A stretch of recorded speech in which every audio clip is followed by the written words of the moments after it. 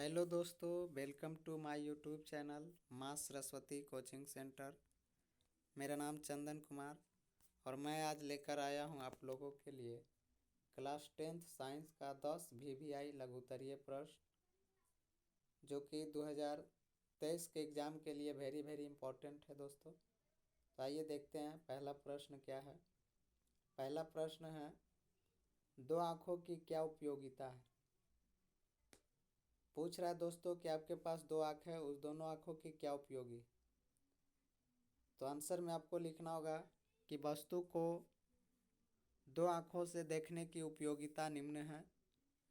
पहला है दोस्तों, वस्तु की दूरी का अंदाज़ा ठीक से लगाया जा सकता है। हम दोनों आँखों से किसी वस्तु की दूरी की अंदाज़ा लगा सकते हैं दोस्तों। दो में है, वस्तु त्रिक दिशाओं का प्रभाव ठीक से प्राप्त किया जा सकता है।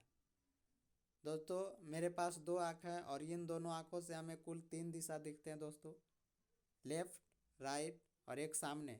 पीछे की दृश्य हमें नहीं दिखाई देता है दोस्तों। और इन तीनों दिशाओं को हम दोनों आँखों से स्पष्ट देख सकते हैं दोस्तों। तीसरा है, दोनों आँख एक दूसरे को कुछ सेकेंड के लिए आराम देती है। तो आपको दो आँखों के उपयोग अगर पूछे प्रश्न तो आपको इन तीनों पॉइंट को लिख देना है दोस्तों। अगला प्रश्न है, दूरदृष्टि दोष से आपका क्या अभिप्राय है। इस दोष का निवारण किस प्रकार किया जा सकता है। अभिप्राय है मतलब दोस्तों किसे कहते हैं, आपको समझना होगा कि दूरदृष्टि दोष दोस्तों या कहीं कहीं लिखता है दीर्घ दृष्टि दोष। तो आपको ये दोनों का आंसर सेम लिखना है दोस्तों। करा दूरदृष्टि दोष किसे कहते हैं।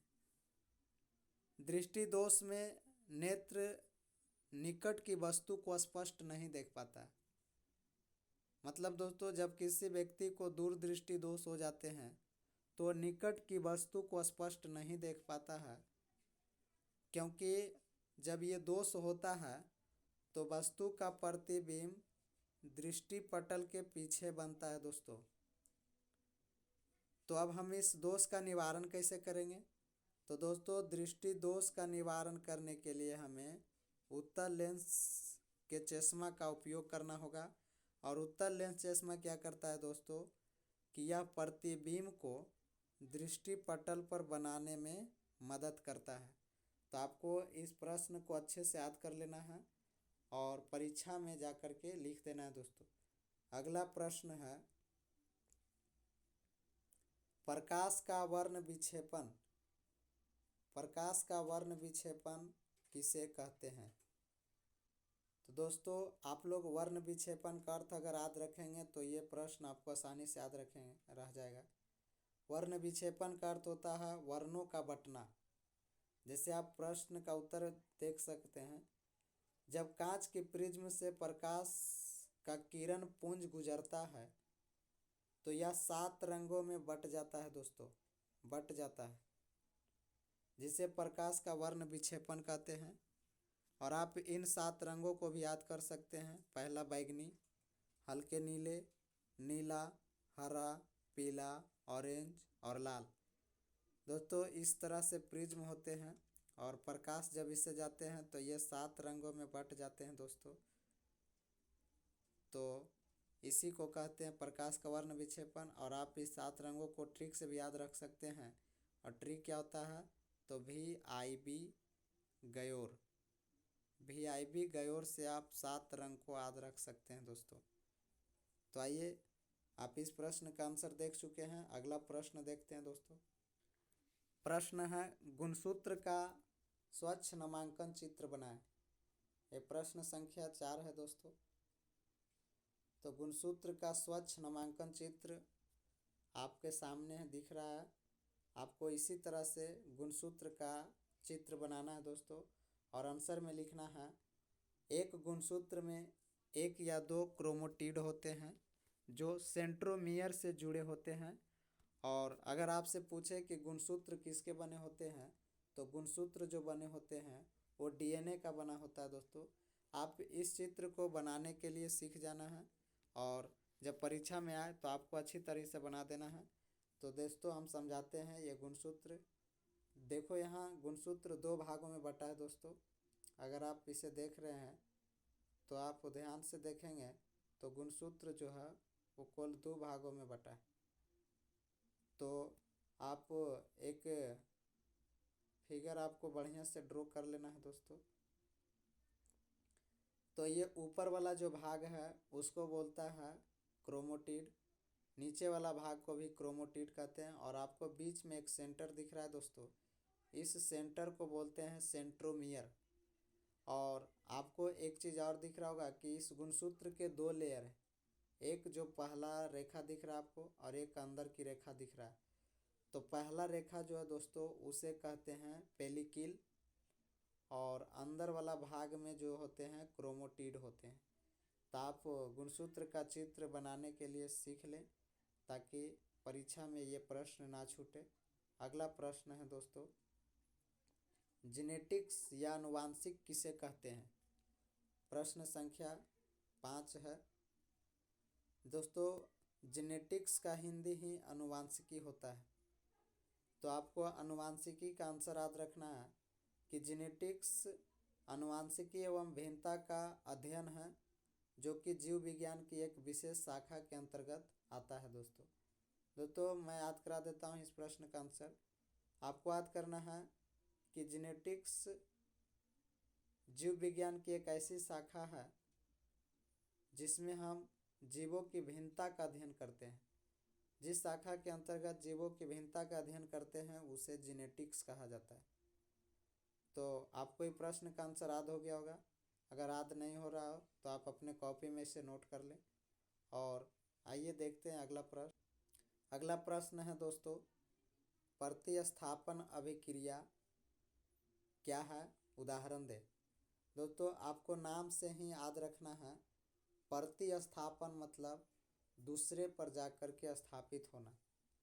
आप इसका उत्तर देख सकते हैं, वह रासायनिक अभिक्रिया जिसमें अधिक अभिक्रियाशील धातु अपने से कम अभिक्रियाशील धातु को हटाकर उसके स्थान पर विस्थापित हो जाती है, तो उस क्रिया को ही बोलते हैं प्रतिस्थापन अभिक्रिया। आप इसका उदाहरण देख सकते हैं दोस्तों कि Cu को हटाकर SO जो है F के साथ जुड़ गया है, मतलब FSO4 जो है वह स्थापित हो गए हैं फेरस के साथ, इसलिए इस अभिक्रिया को कहेंगे प्रतिस्थापन अभिक्रिया। नेक्स्ट प्रश्न है दोस्तों, प्रश्न संख्या 7 है, वियोजन अभिक्रिया से आप क्या समझते हैं? वियोजन का अर्थ याद रखना है दोस्तों, वियोजन का अर्थ होता है टूटना। वियोजन का अर्थ क्या होता है? टूटना। तो आप इसका आंसर याद रखेंगे कि वियोजन अभिक्रिया जब एक बड़ा यौगिक टूटकर दो या दो से अधिक यौगिक में बट जाते हैं तो वैसे अभिक्रिया को ही वियोजन अभिक्रिया कहा जाता है। आप उदाहरण देख सकते हैं, KClO3 जो है वो दो यौगिकों में टूट गया है, एक 2KCl और दूसरा 3O2। तो इस प्रकार की अभिक्रिया को कहेंगे वियोजन अभिक्रिया। अगला प्रश्न है दोस्तों, प्रश्न संख्या 8 होगा, और प्रश्न है धोबिया सोडा एवं बेकिंग सोडा में अंतर स्पष्ट करें। तो दोस्तों जब भी आपको अंतर स्पष्ट करने वाला प्रश्न मिले, आप अपने कॉपी को दो भागों में बांट दें और एक तरफ लिखे धोबिया सोडा और दूसरे तरफ लिखे बेकिंग सोडा। और धोबिया सोडा की तरफ लिखना है पहला, धोबिया सोडा का रासायनिक सूत्र Na2CO3 होता है, जबकि बेकिंग सोडा का सूत्र जो होता है दोस्तों NaHCO3 होता है। दूसरा अंतर है दोस्तों, धोबिया सोडा का उपयोग कांच, साबुन एवं कागज उद्योग में होता है, जबकि बेकिंग सोडा का उपयोग पाव रोटी और एक केक बनाने में किया जाता है दोस्तों। तीसरा अंतर है, धोबिया सोडा जल की अस्थायी कठोरता दूर करने में मदद करता है या उपयोग किया जाता है, जबकि बेकिंग सोडा का उपयोग सोडा अम्ल या अग्निशामक में किया जाता है। अग्निशामक गाड़ी जो होते हैं दोस्तों उसमें भी धोबिया सोडा का प्रयोग किया जाता है। अगला प्रश्न 9 नंबर है और प्रश्न है चुंबकीय क्षेत्र रेखाएं के गुण की सूची बनाइए। तो आपको चुंबकीय क्षेत्र रेखाएं के गुण याद रखना है दोस्तों।